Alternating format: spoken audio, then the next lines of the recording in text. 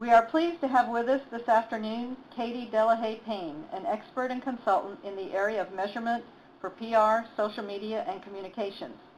She's the author of numerous books with a measurement focus and is the CEO of Payne Publishing, LLC. For more than 2 decades, she has advised some of the world's most admired companies and has been a leading promoter of standards in the PR and social media measurement field, most recently as the initial organizer of the conclave that released social media measurement standards in June. We invited Ms. Payne to share her insight today on measuring the impact of engaging with stakeholders. She has also offered to host a tweet chat following her presentation. Welcome, Katie, and please take it away. Thank you so much, Joanne, and thank everybody who's taking the time to learn more about how to measure, because that has sort of been my major focus for the last 25 years. And now more than ever, I think measuring the engagement with your stakeholders is critical, and that's what I'm going to be covering over the next 45 minutes. What I'm hoping to do is get everybody from measuring what is easy, as illustrated by this cartoon by Rob Coddington, who was the illustrator for my book with Beth Cantor, Measuring the Network Nonprofit. And as you can read, it basically people are very quick to measure things like YouTube views, and likes, but what really matters in this case was cat adoption numbers. And what we want to do is move people from that perspective to this one, which is rewarding your cat with an extra cuddle because you are who increased revenue 22.7% when we put his picture on the donation page. That's the kind of thing that we'll want to turn towards, is what is the true value of engaging with your shareholders. Now, why do you have to do this? Is that social change, which is what essentially you're all about in this day and age, is increasingly network-centric. And whether it's, whichever side you were on, the Komen debate was almost entirely driven by Twitter, and the Coney promotion video thing was again, that was a combination of YouTube and Twitter. Occupy and Kickstarter and Wikipedia and the Arab Spring, all of those were driven by people who formed networks, expanded networks, and communicated with networks and grew their stakeholder base by networking. So the whole social media phenomenon has really changed the nature of accomplishing your mission. There are 3 specific trends that are driving this. One is, after the recession, after the bad times, with all the cuts, there's an increased emphasis on accountability and outcomes. Shrinking budgets are part of it. There are too many options out there, so how do you know what to do and what tools to use? You need some kind of metrics to understand what works and what doesn't work. And increasingly, corporate leaders, my peers out there, are leaving the corporate world and moving into the nonprofit world and the activist world, because it's more interesting, and sometimes they can get more done.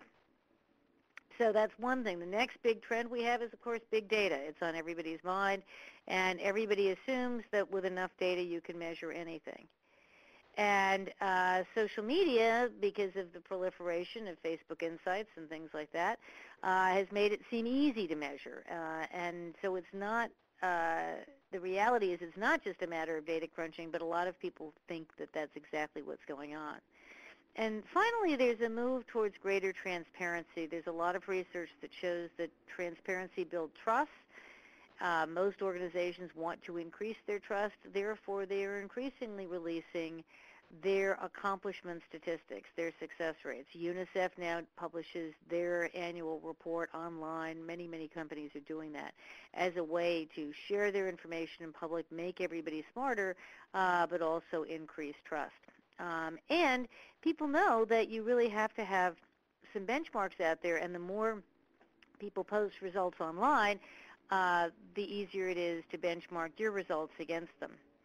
And finally, this isn't an ad for my book, it's just that increasingly the most successful nonprofits out there and change agents are in fact networked. What makes a network nonprofit? It's because they effect change from the inside out, both the inside of their corporation, and then they pretty much allow the stakeholders to change them as well. It is a mutual back and forth on a regular basis.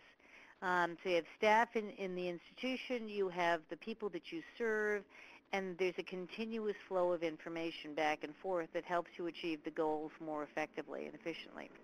Now, on a sillier note, but also just to put things in a little bit of perspective, there is a show out there called My Drunk Kitchen, and I would strongly recommend that you go check it out. It's very funny.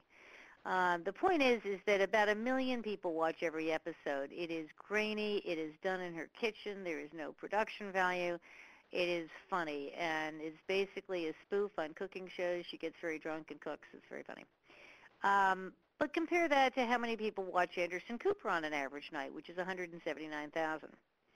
So you may not want to be on My Drunk Kitchen, but if you pursue the goal of big data, big numbers, like 1 million, you're going to end up on My Drunk Kitchen and perhaps ignoring somebody like Anderson Cooper that makes a lot more difference on your mission. Sodexo was one of the first companies, the food company, that basically said, you know, there's this thing called Twitter out there. How about if we use it for business? And they put a couple of people on Twitter to try to recruit people to fill some of the vacancies that they had in their organization. They did an experiment for about 6 months, and at the end of 6 months, they had filled all of their vacancies with much better people. They were literally going on Twitter, listening to conversations, looking for people who were interested in food that might be looking for a job. That was the only criteria. And as a result, they were able to cancel their $350,000 monster ad budget. Humane Society decided, and again, a very, very good example, decided to do a little experiment with Flickr. It was a new, believe it or not, a new at the time technology and platform, and they said, well, let's just see if people will, participate in the cute puppy contest. So what they did was they said, if you want to nominate your own puppy, you got to donate $1. Set it up as a PayPal account, and about 6 weeks later, they found $650,000 in the bank account. The goal was to experiment. The $650,000 was a bonus, but now they know how to test new platforms going forward. 27 times an hour is the number of times per hour the digital natives switch media. In other words, the message there is, if you're trying to reach people under the age of 30 that may not have ever lived in or known a time when we didn't have the internet, you're going to have to deal with the fact that they're switching media every 2.2 minutes. On the other side is that everything is not social. 90% of conversation still happens offline. 35 to 40% of stuff that does happen online is robots and spam and bots and porn and stuff that you don't care about. Most of the stuff that is on Twitter that you can see is not public. Only about 10% is actually available. So if you're trying to monitor Facebook, you're really only monitoring a tiny fraction of it.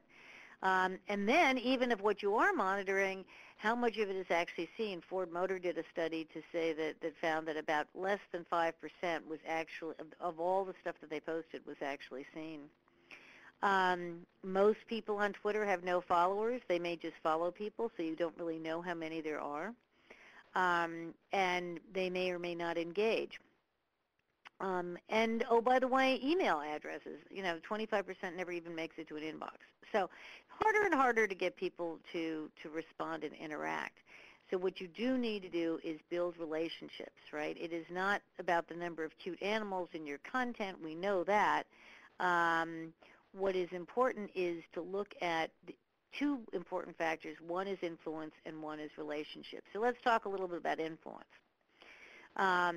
This company called Market Sentinel did a study to figure out, of all of the followers of Eminem and Lady Gaga and all these people, how many were actually engaged. They called them core fans. I would call them engaged fans. They were people who either commented, liked, favorited, or shared something that the celebrity had posted. And as you can see by the numbers, Lady Gaga is doing pretty well at 0.003%, right? Eminem, of all the 41 million fans he's got, 575 are actually doing something with him. So just because you've got a lot of likes out there doesn't mean that anybody's really engaged.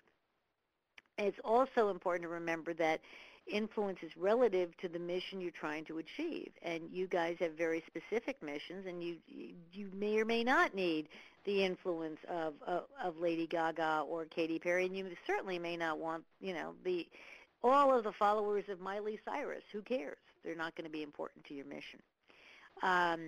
So think in terms of there are people who are influential to your stakeholders, and then there's everybody else, and focus on those people that are influential to your stakeholders. And a computer may or may not be able to tell you who those people are. You may just have to ask them, right? Go to your board and say, who influences you? And go to those people and ask who influences them. Yes, you can do very cool network network mapping stuff, but frankly, what you're really looking at is you're looking for those people who have relevance to your business, who write about your business frequently, your mission, your audience, the social need that you're trying to meet. And they do have to have some following. If you don't have if any one of those components is missing, I would argue that that person is not influential. The second piece, of course, and one that I think is the crux of this conversation, is measuring relationships.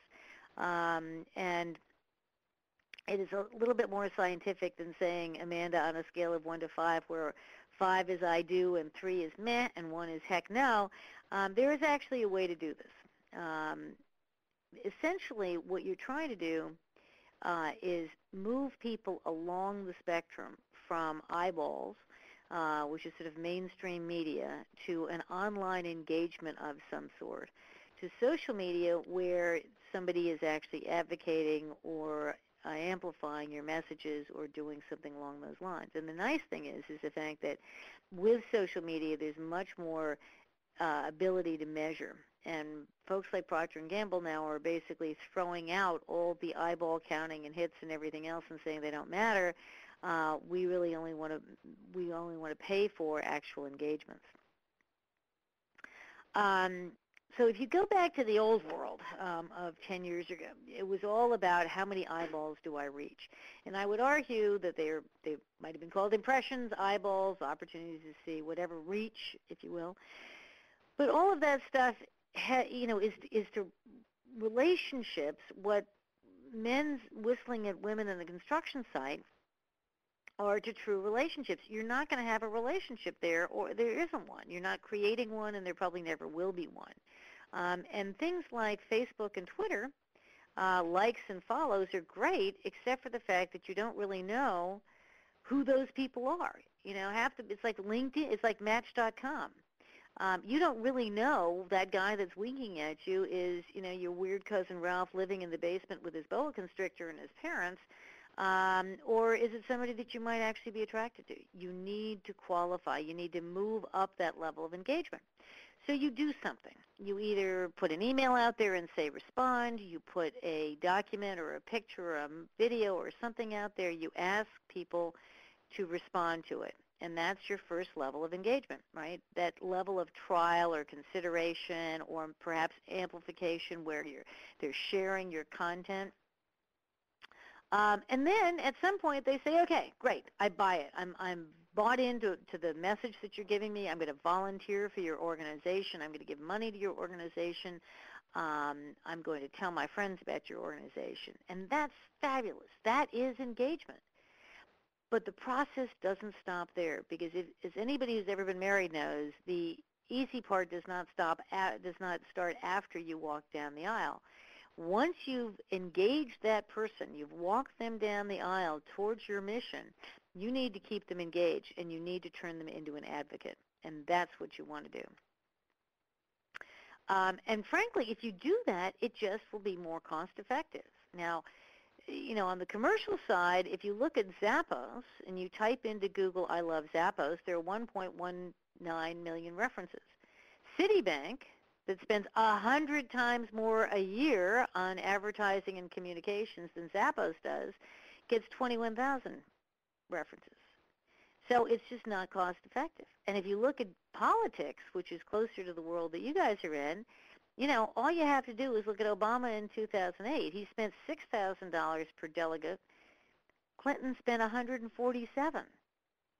Romney spent in this last round spent almost 2.4 million. It is simply more cost effective to use networks and to build engagement with your shareholders, your stakeholders. The other thing is the fact that it also can do something that you can't do. There was a hospital in Boston that was engaged in a battle with the unions. It was primarily being waged in the press. Well, if you think about it, he had a blog. He posted his perspectives on it every morning. So a journalist wakes up in the morning, checks out his blog. They know exactly the perspective of the hospital. They're sitting around waiting and drinking coffee until 10 o'clock to wait for the union to get back to them. Well, they're not going to do that. That's a waste of time. So they basically ran with his perspective almost all of the time, and he won the battle. So now I've told you what you need to do. Here's how to do it, and this is going to be a very quick how-to lesson. It's not terribly complicated. There's 6 steps to measuring engagement with your stakeholders, and frankly, there's 6 steps to measuring pretty much everything. So we're just going to walk through them one by one. But what I want you to remember from this particular slide is the next to last thing, the next to last most important step is selecting your data collection tools. The tools are not what it's all about. The most important thing is define your goals, understand the parameters of what you're measuring, have a benchmark, have clear definitions of success, and then to do something with it. So whoops, I missed the slide there. There we are. So the first thing we have to be clear about is what is measurement and what is evaluation. Most people monitor social media. They keep track, whether it's Google Alerts. Measurement is a systematic accumulation of data, so maybe you put it into an Excel spreadsheet. Evaluation, which is what you really want, is the process of taking your measurement and making decisions about it. So we want to be very careful in the terms that we use and how we use them. So first step in the measurement thing, why engage at all? What is the expected outcome of engaging with your stakeholders? Again, is it volunteering? Is it raising money? Is it fixing the problems? Is it changing behavior? Is it helping people feel better? What is it? It's changing awareness. All of those things are potential goals. You have to ask yourself, what is the reason for this activity, this social activity or whatever type of activity you're doing? If you celebrated complete success, the boss comes in, plunks a case of champagne down on your desk and says, congratulations, you're, just done an amazing job. Here's a case of champagne, take an extra week off and a 10% raise. What would that look like? How would the organization have changed? What you do is you define that goal, and from that, it's very easy to start framing out your measurement system. So maybe the goal is move volunteers along the path to sustaining donors or advocates, or maybe it's to increase membership in the organization, changing people's minds. Whatever it happens to be, there's a goal. There's an action. You're going to start a program, a strategy. You write that down. You then have a measure for that activity. And that's a very important piece of this because the activity metric will tell you whether you're making progress towards the goal, right? So maybe it's the increase in the number of brand ambassadors that are advocating for your cause, or maybe it is a web metric activity. But ultimately, you still have to go back to that first goal, which is if the goal is donors, then you're going to have to get increase in sustaining donors. If it's membership, you've got to measure membership. That's the important thing to remember is that the measures have to relate back to the goal. The other thing is you have to get consensus around what the parameters are. And if you think about it, most people are going to start measuring something because their boss is howling. And their boss is probably sounding a lot like my cat. This is my cat Toulouse. My cat is a very vocal cat and lets me know when, in fact, I am going to be forced to feed him. So the goal is to get the cat to stop howling, right? Just as you would be getting the CEO to get, or your board to stop howling. The strategy is, I got to go to the grocery store and buy some cat food. That's not a hard one. Duh. How do I do that? right? Think about how many options I have to get to the grocery store, right? I can go to the local market where I'm supporting the local merchants. I can go to Walmart where my CFO would much rather have me go because it's cheaper. Um, I can go to Trader Joe's because I love the experience and a friend of mine works there, but that's a problem because the cat hates the cat food that comes from there. And as it turns out, I'm really tired and I really need a Starbucks, and that's at Target, so I'm going to go to Target. So you've got all of these different variables in the decision of how you are going to measure. And you need to balance the priorities of the CFO, the CMO, the CEO, the volunteers, the people you serve. All of those things have to be taken into account. So you've got to put them all in a room together and understand where the priorities lay. Figure out exactly who it is that you're trying to reach and how your efforts are going to connect to the mission that you're trying to accomplish. And understand what influences the decisions along the way. What's important to your stakeholders, what makes them act. All of those things have to be written down and established and agreed upon before you can move forward. You also need a benchmark. This is called A/B testing in research. You need to understand where you are now, where you are in 6 months from now. Something over time, minimum of 3 months worth of data. So you collect data for 3 months, that might be your benchmark. But you absolutely cannot start from zero. You need to have an understanding of where you are so you can measure progress from that point. And if you're measuring peer organizations, which I actually recommend, if you can share data with your peer organizations to figure out how you're doing, that's great. But stop at 3. You really don't want any more than 3 in the mix. Now, this gets down to what do people mean when they say, congratulations, you're really kicking butt this month, or damn it, you're getting your butts kicked.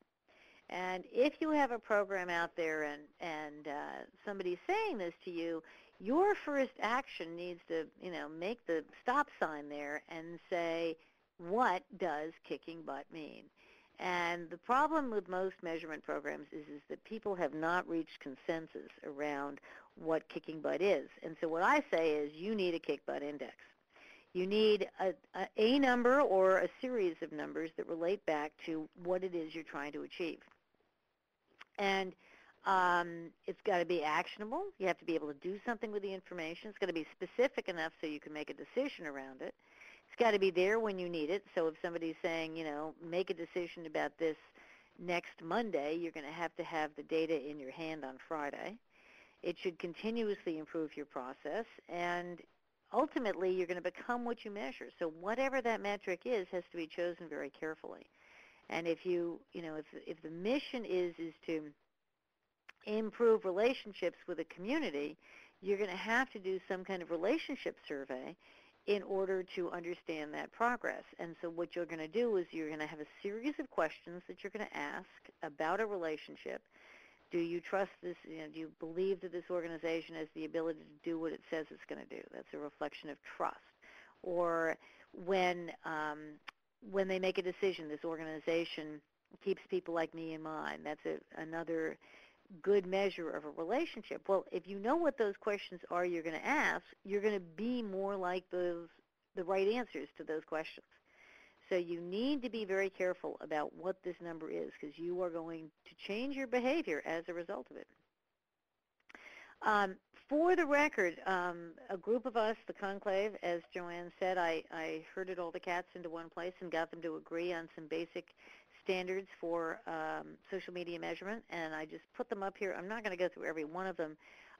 They're all at smmstandards.org, and we can put that up later on. But the couple of things to remember. For engagement, if you want to measure engagement on your Facebook page or on your Twitter page, or even on your website, you need to look at it as a percentage of the total. So of all of the people that like your page, what percentage are in fact interacting with you?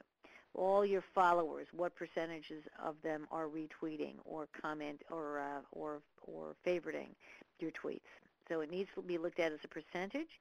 You need to keep in mind that it is the numbers are going to be unique to the channel that you're in. And basically engagement can be a lot of different things for different organizations.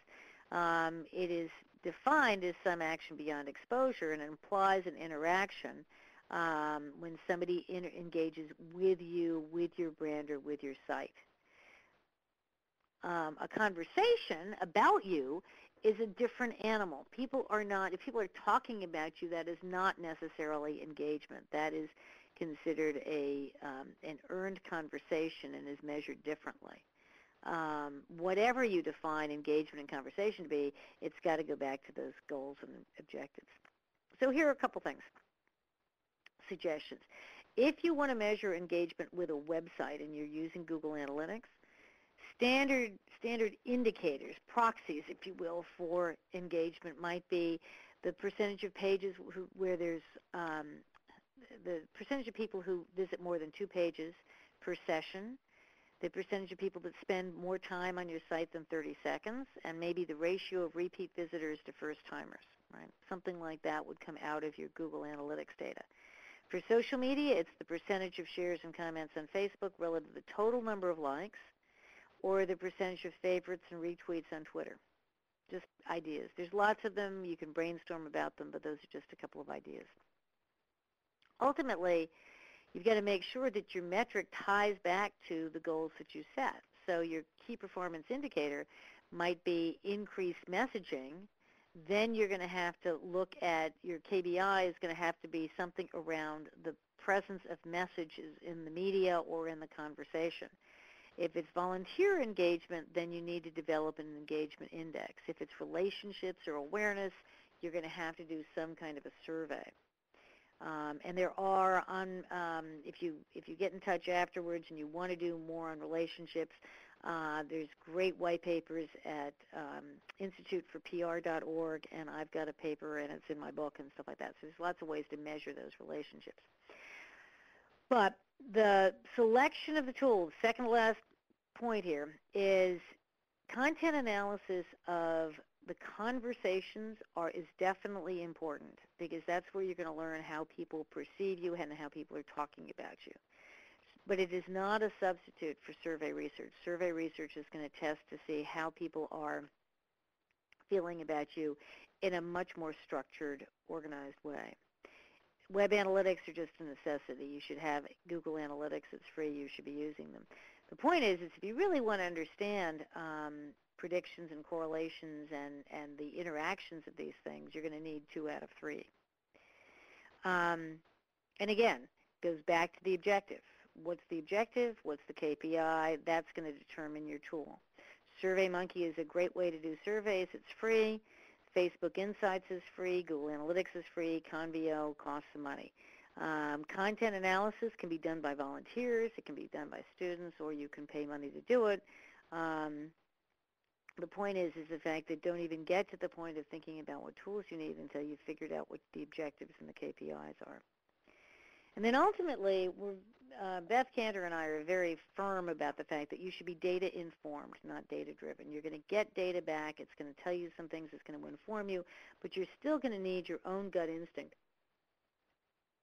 I'm a big fan of Abby and McGee from NCIS because they solve all the problems. But the reason they solve problems with data is they have access to the data, but they also have the insight. They have to say, so what? And if you're an NCIS fan, it's Gibbs saying, Abby, so what? I mean, he does that automatically. But what you want to do is ask so what 3 times about your data. What does it mean? Rank all the results from worst to best, and you're going to look first at that worst category.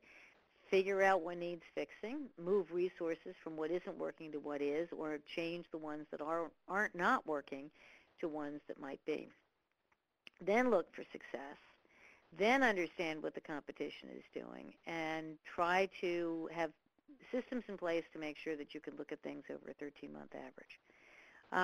This is the sort of ultimate chart that I like to provide to my clients to say, okay, this is all you really need from your measurement program. You need something that says high engagement, low engagement, high success, low engagement on your vertical scale, low resources to high resources in terms of how much money did it cost to do.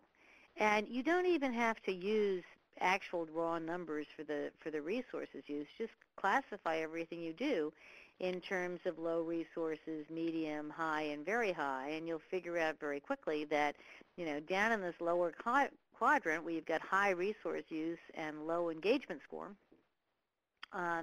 you probably want to fix that or not do that anymore. And if you go up to the upper left-hand corner where you've got a lot of high engagement and very low resources, you probably want to do more of that. That's what we mean by being data informed. So let me just give you a quick example of engagement.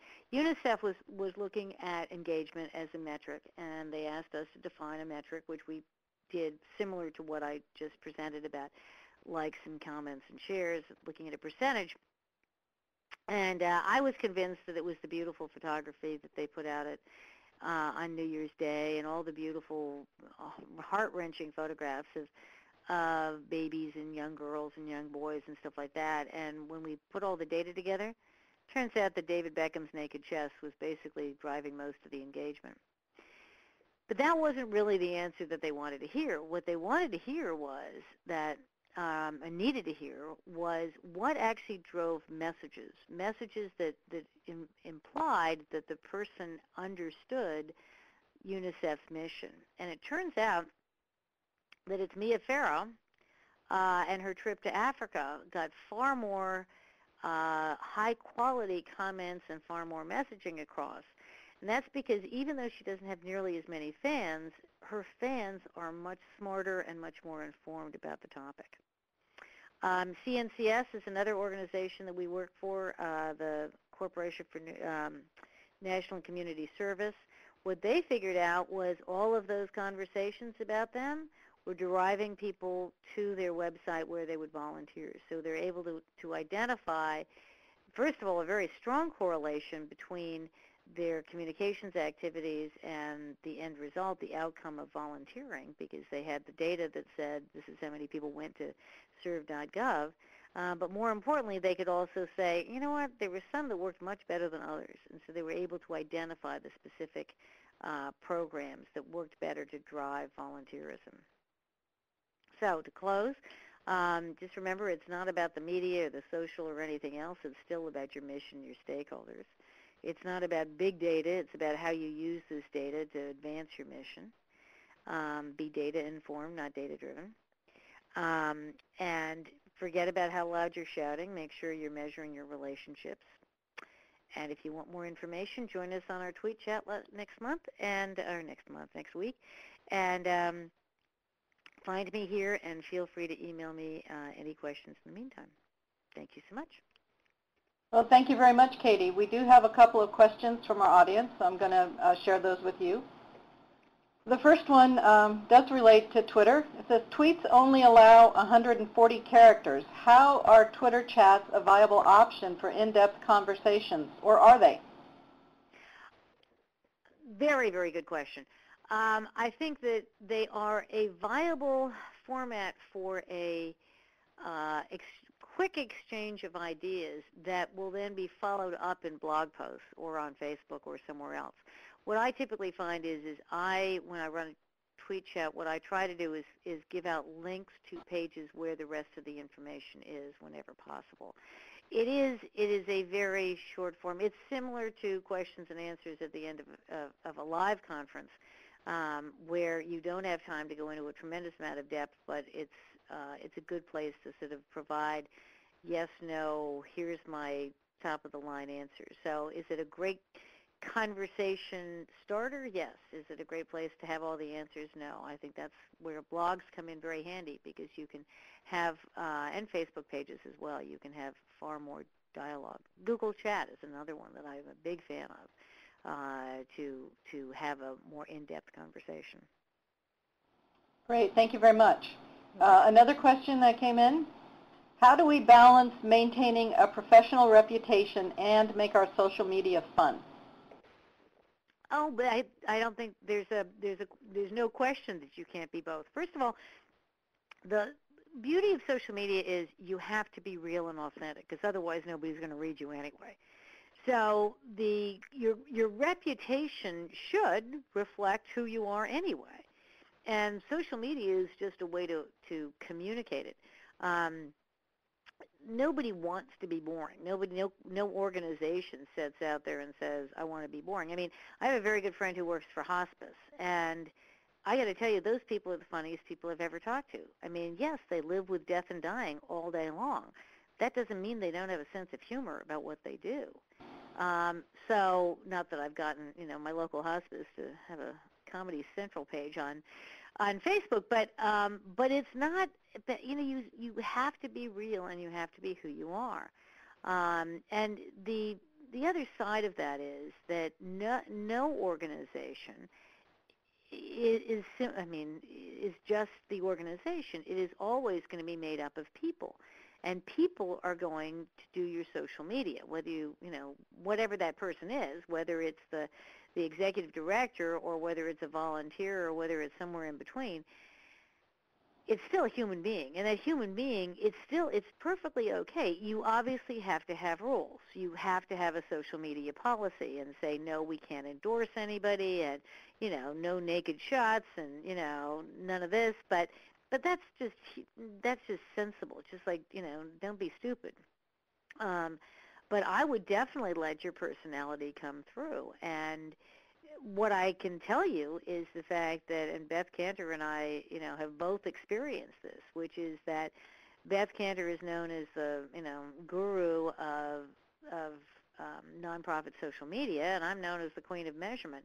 And we get far more comments when we talk about cat poop and, dog problems than we do about measurement or nonprofit networking the network nonprofit.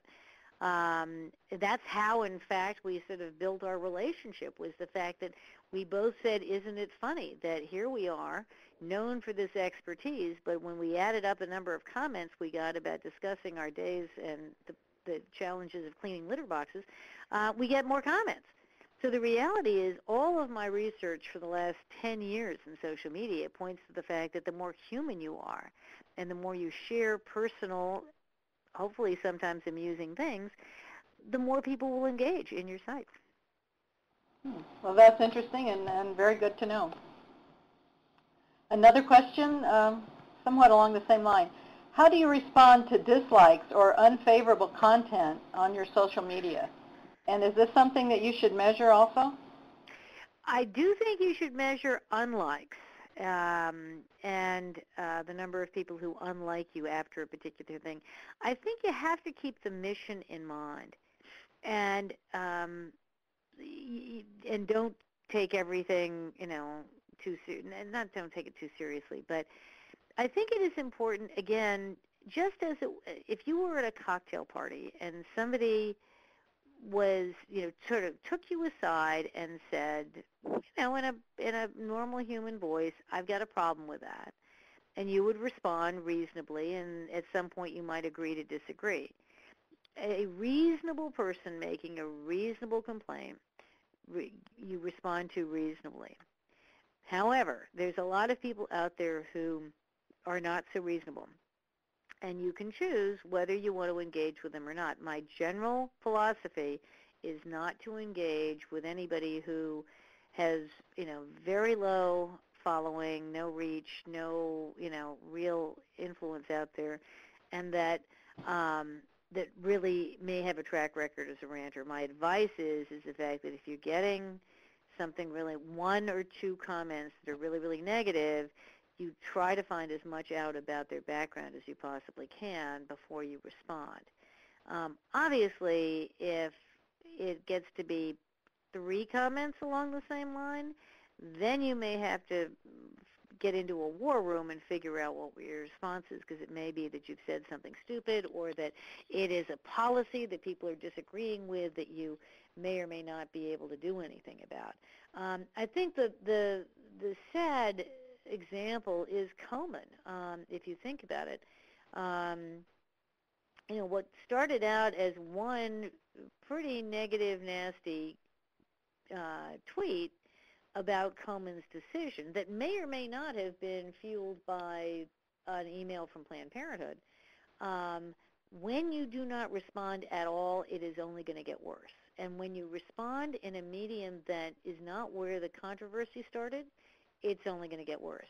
And I think when they write the the history of what went wrong with Komen was pretty much everything. But the biggest mistake I thought that they made was the fact that they responded on YouTube and never, ever, ever responded on Twitter. And Twitter was where all the conversation was taking place. And they should have been there within an hour, not within 3 days.